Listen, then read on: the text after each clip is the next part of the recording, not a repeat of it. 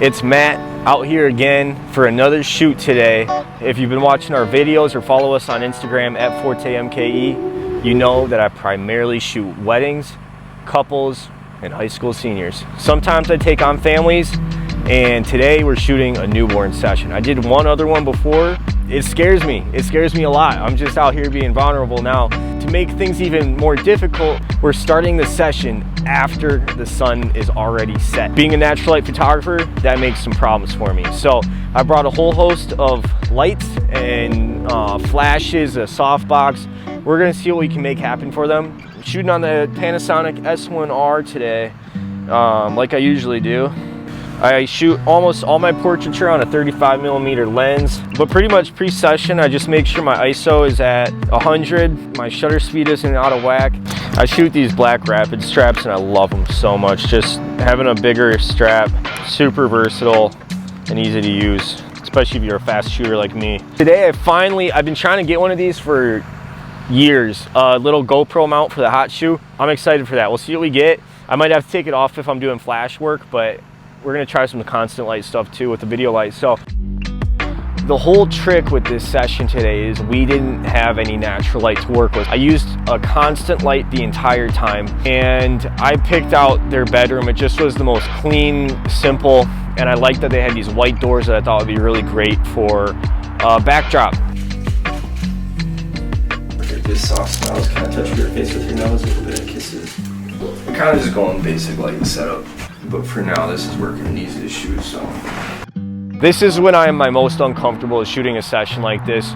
Working with infants is not my normal session. I'm used to shooting adults, sometimes families. I do like shooting families. I'm getting better at it every day. Stuff like this helps you grow as a person. It helps you grow as a photographer. I didn't do a lot of talking. I didn't do a lot of guiding throughout the whole thing. Normally I am super hands-on and I say every single thing that I want the couple or whoever I'm shooting the subject to be doing.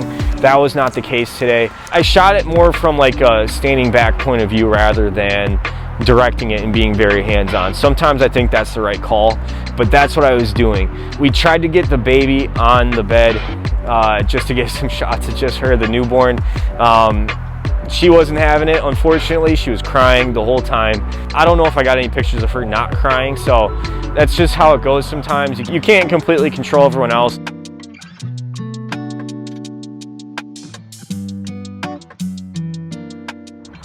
So today we had a shoot in-home newborn session. One thing I noticed during the session, I started shooting and I got some crazy good pictures of the mom crouching down by the bed with the 2-year-old son.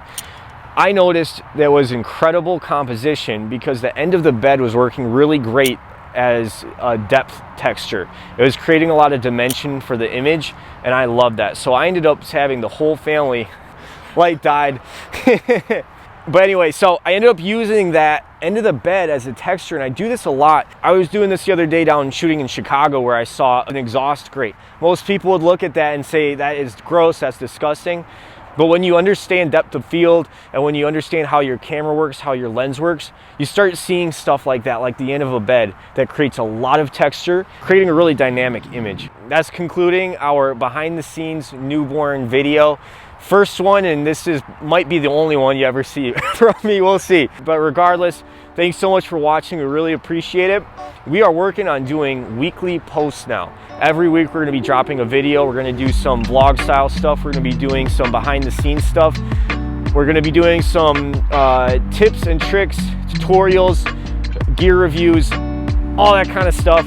We want to help you grow as a photographer, and we love it when people comment and help us grow too as people and as photographers. So feel free to hit that subscribe button. We really appreciate it, and we'll see you on the next one.